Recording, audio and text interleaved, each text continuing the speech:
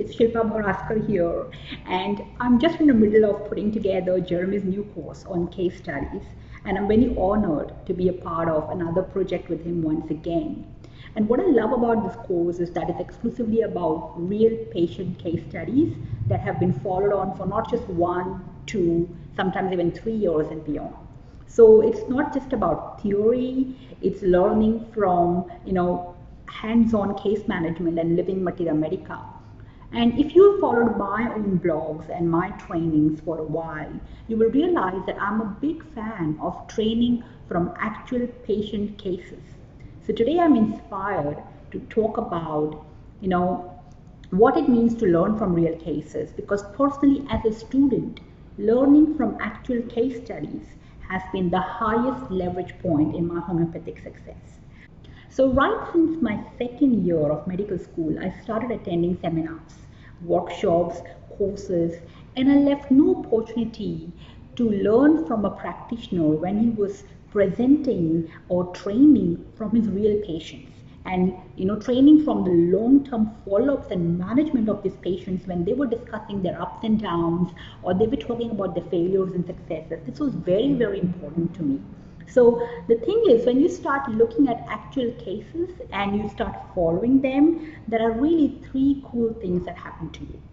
One, you learn the practitioner's unique approach when they present that case, right? When they're explaining their process, when they're talking about the thought process and the methodology, you're learning a new tool, you're learning a new approach, which is great, right? Because you can take that, you can apply that process to your patients when your favorite approach is not working, and that's fantastic. That's something I'm really, really passionate about.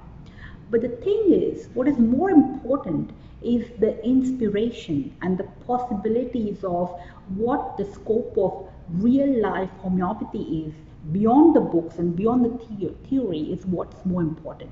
So you see, a case study is a demonstration of people actually doing things in the homeopathic world, expanding the boundaries of health and healing with their tools. And that's something quite awesome, because I remember the first ever patient's case that I watched on a video in my second year of medical school. And it was, a lecture not even meant for us. It was some advanced stuff for, fourth year students, but I managed to sneak inside the auditorium because we had a break or something. So I was watching this patient who had extensive lung fibrosis from neglected tuberculosis, and he was given only a few days to live.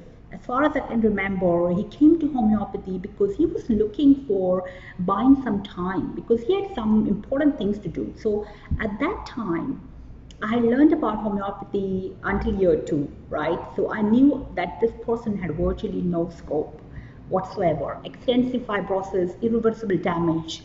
Even if we could give some palliation, we could maximum give him 3 or 4 months to live, and that could be the highest successful outcome by any measure, right? But here I was watching this case being analyzed on some key symptoms, and this patient then comes back for his first follow-up, right? And he had not just survived those 3 months on the remaining lung tissue, but he had moved beyond that. And I was watching these follow-up after follow-up, and then his last follow-up 3 years later, I was looking at this completely different man, transformed in every sense of the word. And this patient had got a remedy from the same books and the repertories that I was studying. I mean, he had got the same repertory, same remedy when I tried using the exact rubrics and repertorized them from my same book. So I realized I had access to exactly the same database, the same tools, the same resources that this practitioner was using. All I needed to know was how to use them. And it was like, wow, if that is the kind of impact this practitioner could create for his patients, I could do the same. The possibilities are immense. I just need to learn from him and learn how it is done. So you see, it reset the entire scope of homeopathy. It expanded the limit of the potential I could offer my patients in the future. And if it was possible in one case, it must be possible in many more cases. That was what was going on in my mind. Beyond remedies and rubrics and approaches, it was just this whole expansive vision of where the possibilities lay. And that for me as an 18-year-old was enormous, right? So that's the kind of inspiration that happens when you are looking at patient case studies and watching those follow-ups. Now, the other thing was that when you study these real cases and learn the skills and the creative ways of each practitioner, when they access the database, something you could not have absorbed by just theory of case study or looking at the organon or just doing repetization after repetization, which has no meaning in it, right? So that is the second biggest thing that you learn from case studies. And the third big thing is the live mathematics you learn. So if I look at the list of the top 20 to 30 remedies that I have used successfully over the years in my patients, I think about more than half, about 17 to 18 of them have a patchy proving, right? So I have learned these remedies only through patients' clinical cases.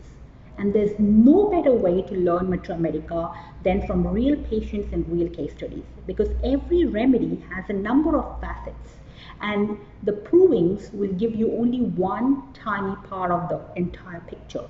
The other parts are hidden until you explore them through real patients, right? So only after you see one remedy at least a few times in different patients, in different conditions, prescribed by different types of practitioners who are using different types of approaches, that you start to make some subtle connections between the different parts of the remedy picture.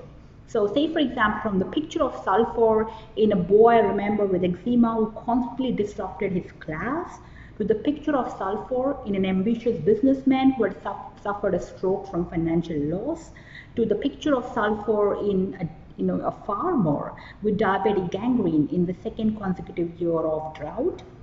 I slowly started to make the connections and form a cohesive common idea and essence of the real sulfur, which we talk about in stage 3 homeopathy, right? So if I were to give you one hint as you study from real cases or your patients or either paper, recorded, live, doesn't matter. And I hope that you really take this to heart. So when you go to seminars, when you go to workshops, to conferences, when you have a lot of different practitioners teaching multiple approaches, multiple tools, multiple remedies, and everything is squeezed in a day or two, that's it. And there'll be all kinds of conditions you see, different types of approaches, being used, and you are excited. I mean, with so many new tools to learn from, you're thinking, how could I implement them in my practice once I go home? And it's really easy, to come away with pages and pages of information, notes, brochures, lists of things, all these new things and tools you've gathered. And in my experience, it's really easy to go to such an event, get excited that you're applying this in your practice right away. And a lot of times you get home and you don't follow up so much. The seminar bag is stacked away in the corner of your study. So what you want to do is that when you come back from that seminar or workshop or class in 2 to 3 days maximum, I want you to follow up and check the information on that tool. Dig in deeper, get some articles, books, write an email to the practitioner who had presented the case, get to that further and deepen your understanding and develop your relationship with that tool, get to know that whole strategy better and get to know more and more about that tool or approach, right? If I look back at all the key approaches that I have learned slowly in my life, be it at a seminar or a workshop or an online course, like for example, I met Jeremy Sher at one of the AJ conferences, right? He had a huge, huge impact on me when I looked at his cue repertory and his repetization techniques of using the mental generals in a Bonninghausen way. I was completely, thrown away with the way he used the generals in mentals. I never really thought about that. And then Sunil Anand with his pediatric cases, or Isaac Golden, very similar with his vaccine damage case studies. I mean, these are some practitioners that really resonated because of their real case studies. And then I continue to develop these tools and go deeper and deeper with those strategies and doing my own research on that and then experimenting that in my real clinics.